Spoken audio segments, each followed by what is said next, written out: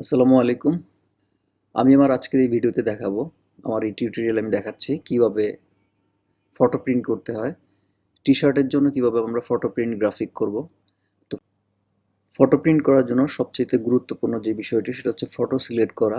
Photo select করার জন্য আমরা অনেকগুলি সাইট ইউজ করতে পারি। সেক্ষেত্রে আমরা গুগল ইউজ করতে পারি, পিক্সেল ইউজ করতে পারি, টাম্বলার ইউজ করতে পারি। এছাড়াও আরও অনেকগুলো সাইট আছে যেগুলোর থেকে আপনারা ফটো প্রিন্টের জন্য ফটো সিলেক্ট করতে পারেন। তো আমি জেনারেলি পিক্সেল ইউজ করতেছি এখন আমার এই কাজের জন্য। আমার প্ল্যান হচ্ছে আমি একটা নিউ ইয়র্কের সিটি ছবি দিয়ে আমি একটা ফটো প্রিন্ট করব। সেজন্য আমি হাই রেজুলেশনের বা ভালো একটি ছবি সিলেক্ট করছি, আপনাদের ছবিটিকে ডাউনলোড করছি। আর যে কোনো ডিজাইন করার জন্য কোনো একটা রেফারেন্স রাখলে কাজ করতে সবচেয়ে ইজি হয়। সেজন্য আমি পিন্টারেস্ট ইউজ করি। পিন্টারেস্টে আমি সিটি ফটো প্রিন্ট দিয়ে সার্চ দিচ্ছি।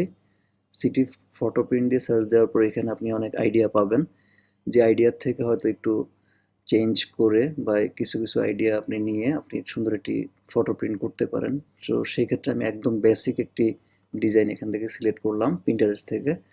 তো আমি এটা একটি ফটোশপের আলাদা একটা পেজে নিয়ে নিচ্ছি। এই এখন হচ্ছে আমি আমার যে সিটি প্রিন্ট করব, সিটি প্রিন্টের জন্য আমি একটা পেজ সেট আপ নিচ্ছি। সেটা হচ্ছে A3 সাইজ 300 রেজুলেশন দিয়ে নিচ্ছি। জেনারেলি এরকমই করি। আর সবচেয়ে ইম্পর্টেন্ট কথা যেটা, যদি আপনি কালারফুল কোনো ফটো প্রিন্ট করতে যান সেই ক্ষেত্রে অবশ্যই CMYK-তে মুড সেট আপ করে নেবেন, পেজ সেট আপটা করে নেবেন। আর 8 GB করলে অনেক সময় এটা প্রোডাকশনের সময় আপনার কালার এখানে মিসিং দেখাবে। দ্যাটস ওয়াই আপনাকে ফটো প্রিন্ট করার সময় পূর্ব শর্ত হচ্ছে আপনাকে পেজ সেট আপ বা মুডে গিয়ে আপনি এটাকে CMYK-তে নিয়ে নেবেন। তাহলে আমাদের যে রেজুলেশন বা যে কালার আছে কালারগুলি ঠিক থাকবে আফটার প্রোডাকশন। তো এখন আমি ফটো সিলেক্ট করেছি, যে ফটোটি থেকে কাজ করব। ফটোটির থেকে আমি সম্পূর্ণ অংশ না নিয়ে আমার মিডল পোর্শন থেকে আমি কিছু অংশ ক্রপ করে নিয়ে নিচ্ছি। Ctrl+J দিয়ে কপি করলাম। এখন এটাকে একটু কালার টোন চেঞ্জ করতে হবে। আমি আমার মতো করে একটু টোন চেঞ্জ করে নিব। আমরা ইমেজে গিয়ে তারপর হচ্ছে আমরা মডিফাইতে গিয়ে আমরা এখান থেকে কালার ব্যালেন্সে গিয়ে এখানে হিউজ স্যাচুরেশন চেঞ্জ করে বা লেভেলে গিয়ে আমরা কিছু কালার চেঞ্জ করে নিব, যাতে রিয়েল ছবিটার মতো কালারটা না থাকে। সেক্ষেত্রে লেভেলে গিয়েও আমরা চেঞ্জ করতে পারি। জাস্ট একটু ছবিটার ব্রাইটনেস ইনক্রিজ করে ট্রাই করলাম।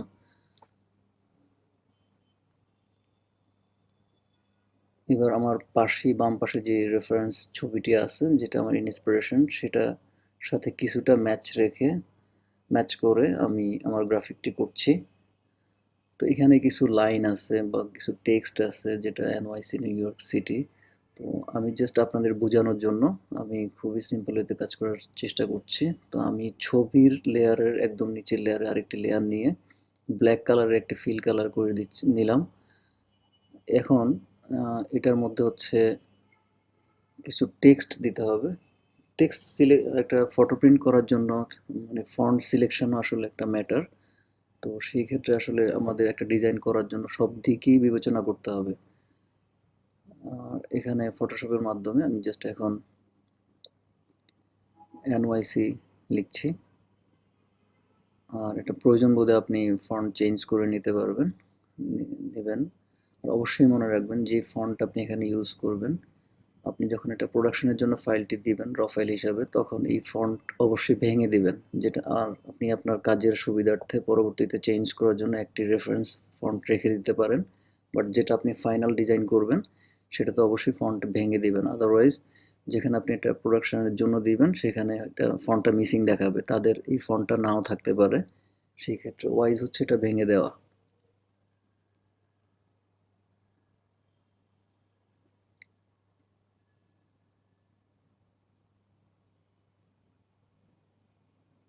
ফন্টটি আমি জাস্ট আমার ছবির সাথে কোন দিকে ভাল লাগছে সেটা আমি চেষ্টা করতেছি বসানোর জন্য।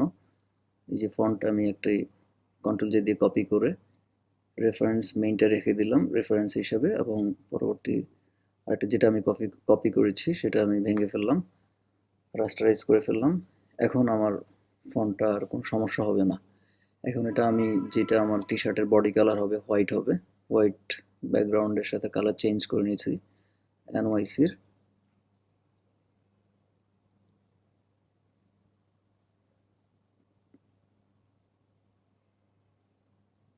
নিচে এখানে আসলে ছোট একটি টেক্সট ডিমান্ড করে, সেই ক্ষেত্রে একটি ছোট্ট টেক্সট দিব ভাবছি।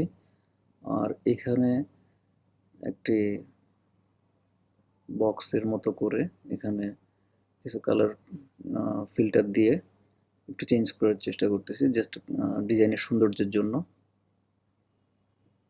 জাস্ট সিম্পলি একটা বক্স নিলাম, আপনাদের এটাকে কালার চেঞ্জ করে হোয়াইট করে দেন, ব্ল্যাক করে দেন, এটাকে একটা ফিল্টার চেঞ্জ করলে এখানে অপশনগুলো দিয়ে ট্রাই করলে হচ্ছে এখানে বিভিন্ন ইফেক্টগুলো আপনি পাবেন।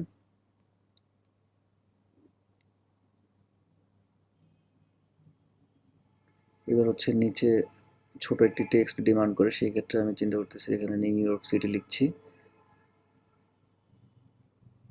আর এখানে ফন্টটার একটু স্পেস, টেক্সটের যে স্পেস আছে স্পেসটা একটু বাড়িয়ে দিলে হয়তো একটু ভালো লাগবে। এটা হচ্ছে জাস্ট মিনিমাল লুক।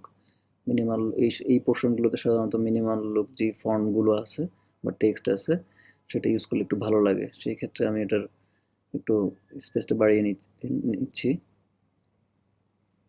তাও টেক্সট আবার ভেঙে দিলাম যাতে আমার পরবর্তীতে প্রবলেম না হয়, সেই জন্য টেক্সট ভেঙে দেওয়া ওয়াইজ হবে। এখন মোটামুটি আমার ডিজাইন রেডি হয়ে গেছে।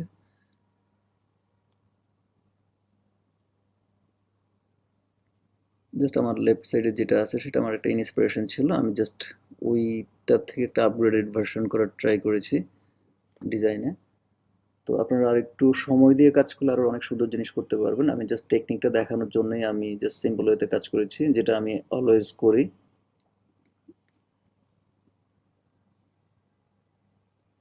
এবার আমার ডিজাইনটি রেডি হয়ে গিয়েছে। এখন আমি একটা লাইভ টেমপ্লেট বা একটা মক আপের উপরে আমার এই ডিজাইনটি বসিয়ে দেখবো আসলে ডিজাইনটি দেখতে কেমন হয়েছে। তো আমার কাছে একটি হোয়াইট মক আপ আছে, হোয়াইট মক আপটি আমি ওপেন করছি। এবার হচ্ছে আমার ডিজাইন যে র ফাইল আছে, র ফাইল থেকে আমি আমার টোটাল ফাইলগুলি নিয়ে এসে মার্জ করে হোয়াইট বডিতে বসিয়ে দেব। দেন আমি আসলে লুকটা বুঝতে পারবো যে আমার আসলে ডিজাইনটি দেখতে কেমন হয়েছে।